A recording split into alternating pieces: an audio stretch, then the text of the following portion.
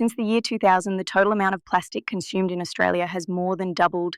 It is estimated that by 2049 to 50, plastic consumption will have increased by a further 2.5 times. On a per capita basis, consumption has increased 60%, from an estimated 92 kilos per person in 2000 to 148 kilos per person in 2020-21. This significant increase in consumption is driving a plastic waste crisis that recycling and recovery attempts have not been able to alleviate. If Australia is to reduce plastic waste, production and consumption will need to decline. The circular economy has come to be seen by many as a silver bullet that will eliminate waste and pollution by keeping materials circulating at a high value at every point of the production, consumption, and waste cycle. Reuse and recycling are widely touted as the circular solution to plastics waste. But this ignores the reality that recycling plastic is inefficient, expensive, and hazardous, and that there is little demand for recycled plastics. The oil industry plans to invest $400 billion in new petrochemical plants in the expectation that demand for plastics will increase. And a 2021 report found that none of the 100 largest plastic producers procure more than 2% of their feedstock from recyclable sources. Given this, it is hard to see the idea that Australia will recycle our way out of the plastics waste crisis as anything more than greenwashing. In recent years, the Australian government has released several plans aimed at reducing the amount of plastic waste. These plans include the 2018 National Waste Policy, the 2019 National Waste Policy Action Plan, the Australian Packaging Covenant, and a goal to recycle or reuse 100% of plastic waste and end plastic pollution by 2040. What is common to all of these policies is that they focus on recovery, particularly recycling, and not on reducing the production and consumption of plastics in the first place. The inexorable increase in the growth in plastics waste shows that existing policies are not working. Existing approaches to dealing with plastic waste, including energy recovery, using it for fuel, composting, and recycling, are not making a significant contribution to reducing the amount of plastic waste that is created. Only about 15% of all plastic waste generated over the last 20 years has been recovered through recycling, composting, or energy recovery. 1. These forms of plastic waste recovery have not kept pace with consumption and waste because they are difficult and costly and unlikely to ever match current levels of plastic waste. If Australia is to turn the tide on plastics waste, more effective policies that reduce production and consumption are needed.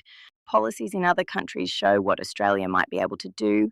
In the European Union, a tax on plastic packaging is expected to generate about €7 billion a year when it is implemented. Given the effectiveness of this tax in Europe, there is every reason to believe a similar policy would help reduce plastic waste in Australia. If Australia applied a tax on plastic packaging at the same rate as the EU and charged it to plastic producers and importers like Spain does, we calculate that it could raise $1.5 billion in revenue. Extended producer responsibility (EPR) schemes are another policy that has shown promise overseas. The UK's EPR scheme for plastics packaging will soon be applied to all businesses with an annual turnover of 1 million. And who are responsible for using 25 tonnes of plastic packaging or more. There are also ways in which community groups, households and individuals can help cut the glut of plastics waste polluting Australia, which this paper also discusses. This report shows that a clear majority of Australians support regulatory and legislative reforms that would reduce plastic waste beyond what currently exists, including 85% support for legislated plastic waste reduction targets for producers, suppliers, and retailers.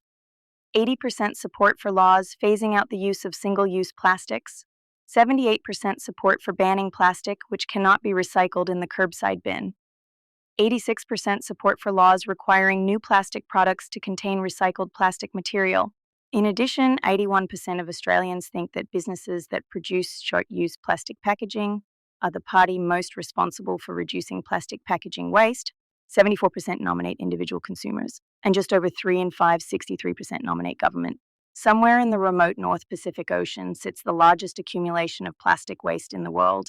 The Great Pacific Garbage Patch, as it has come to be known, spans 6 million square kilometers.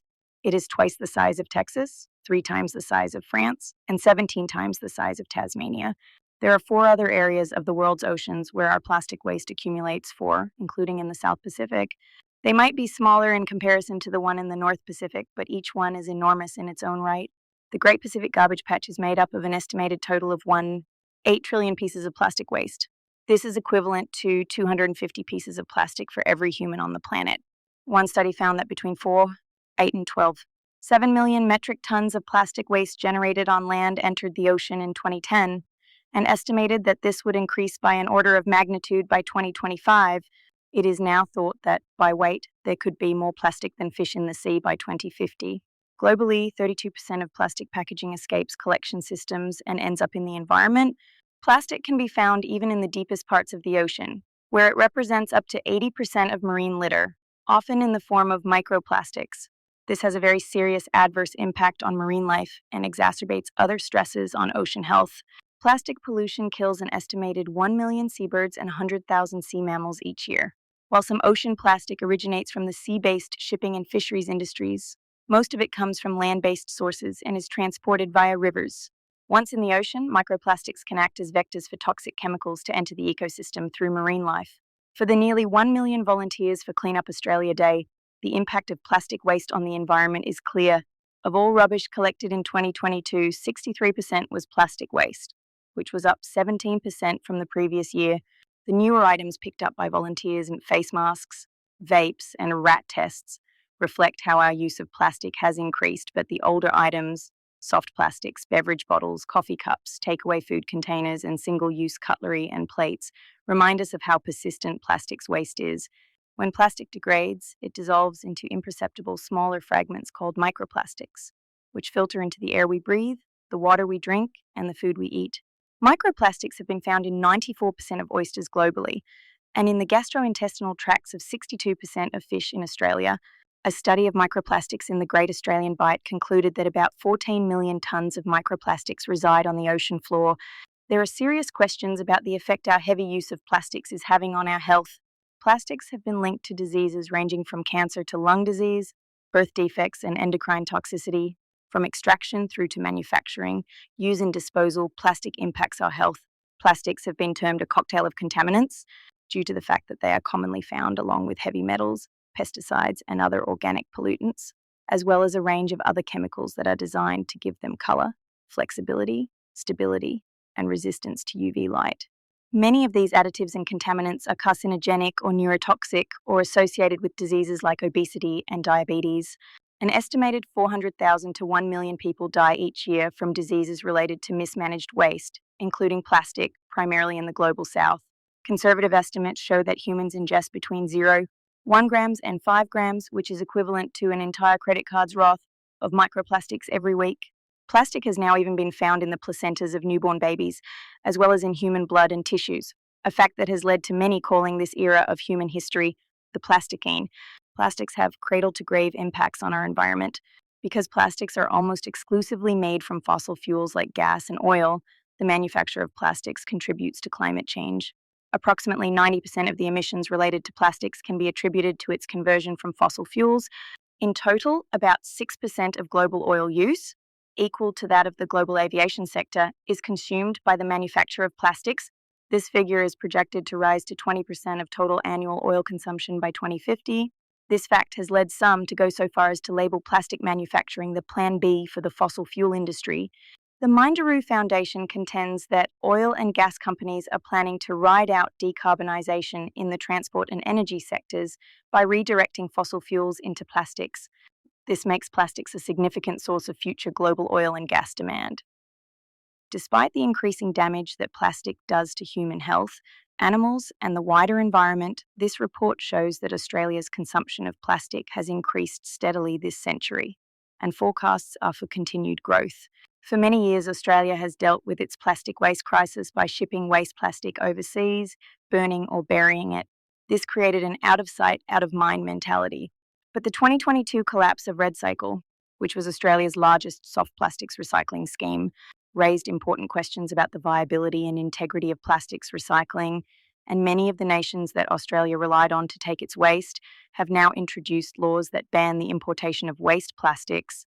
This includes China's National Sword Policy, which was implemented in early 2018. These bans prompted a reassessment of Australia's plastic waste policies and resulted in an agreement between government and industry to achieve ambitious targets for the recycling and reuse of plastic waste by 2025. These were set out in the 2025 National Packaging Targets and the 2019 National Waste Action Plan. 40. Yet, despite these targets, recycling rates continued to stagnate and little progress was made on reducing the volume of plastic waste going to landfill. In 2023, Environment Minister Tanya Plibersek accepted that the targets were unlikely to be met and set a new policy mandate for 100% of plastic to be recycled or reused by 2040. Targets she described as signaling that Australia was prepared to be held to account and do better on the problem of plastic waste. Yet this policy, still overwhelming, relies on increasing recycling as the solution.